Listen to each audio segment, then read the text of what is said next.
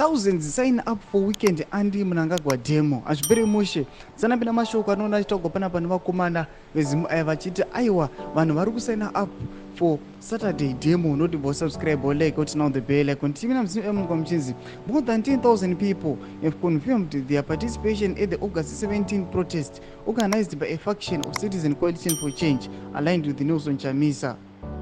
This date coincides with the 44th Ordinary Sabc Summit of Heads of State and Government set to be held in Harare. Despite the government's recent deployment of military tankers onto the streets, it is a clear attempt to intimidate the populace. The activists remain undeterred.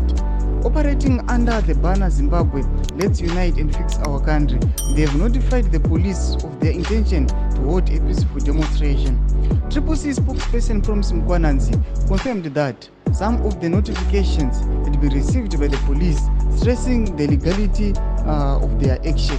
Pamba tukuona from Mkwananzi takona kuwadzana ni zora nezuro aiwa tiona ma-army soldiers vachideployiwa vakomana vachipidzwa mumaroads vachivatsikanisika na kuintimidata vanhu but tikuona pana paMkwananzi arikura akapusha nawe ari kuti more than 10,000 people vakasigna up vakakonfirma kuti aiwa tange tivina mumastreets tange tivina mumaprotest kunyange maprotest edu ari kuconsider nethis Sabc summit ameno zvinopera mushe here musi weSaturday zvarongwa nevakomana vane faction iri linked naNelson Chamisa. Pena comment section medu mutudze mafunguro enyu musana no subscribe or like turn on the bell icon.